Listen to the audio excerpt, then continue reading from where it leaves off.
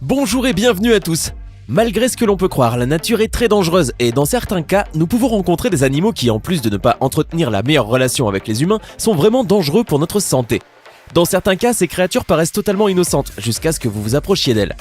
Mais bon, nous n'allons pas vous faire peur tout de suite. Voici donc 10 animaux qu'il vaut mieux éviter.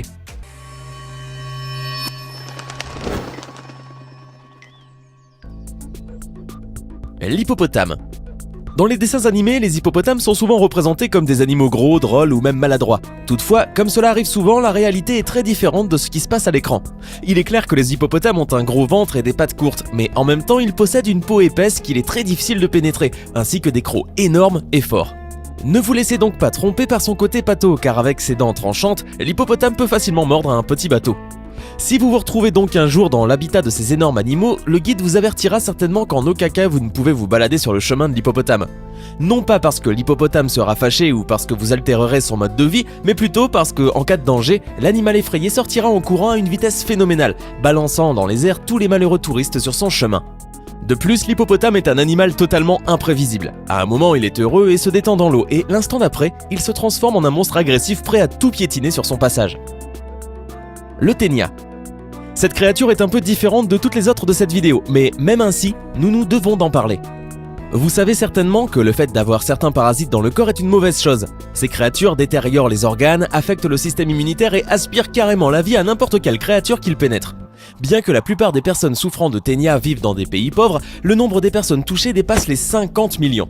Malheureusement, plus le temps après l'entrée du parasite dans le corps est long, plus il est difficile de se débarrasser de cet animal. Et même parfois, le fait de se débarrasser du ver ne permet pas de régénérer les organes internes touchés, et la personne peut rester très longtemps en mauvaise santé. Et pire, si le parasite est par exemple un ténia du porc, il peut s'installer au niveau des muscles ou affecter votre système nerveux central, entraînant parfois la mort. Et oui, encore une autre histoire trop triste. Voici donc quelques chiots. Le barracuda. Si vous pensez que les requins sont les seuls capables d'attaquer des personnes dans l'eau, nous avons alors de mauvaises nouvelles pour vous, car il existe un autre prédateur marin dangereux. Le barracuda peut atteindre 2 mètres de long et se caractérise par son solide appétit. De plus, il n'est pas très difficile et ne se soucie pas trop de ce qu'il mangera au dîner, que ce soit un petit poisson ou par exemple le pied d'un touriste nageant dans l'eau. Le barracuda n'est pas exigeant et attaque toute créature potentiellement comestible qu'il peut rencontrer. Bien sûr, si vous rencontrez un barracuda, vous ne courez pas le risque d'être mangé en entier. Toutefois, les blessures que vous recevrez peuvent vous causer une importante hémorragie pouvant entraîner la mort. Cependant, certains chercheurs affirment que les barracudas n'attaquent les humains que lorsqu'ils ne peuvent pas les distinguer des poissons, en voyant par exemple un bracelet brillant ou le mouvement brusque d'une main flottant dans l'eau. Autrement, c'est une créature totalement inoffensive. Quoi qu'il en soit, il nous semble que la meilleure façon de se protéger des dents pointues de ce poisson, c'est de rester le plus loin possible de l'eau. L'escargot d'eau douce.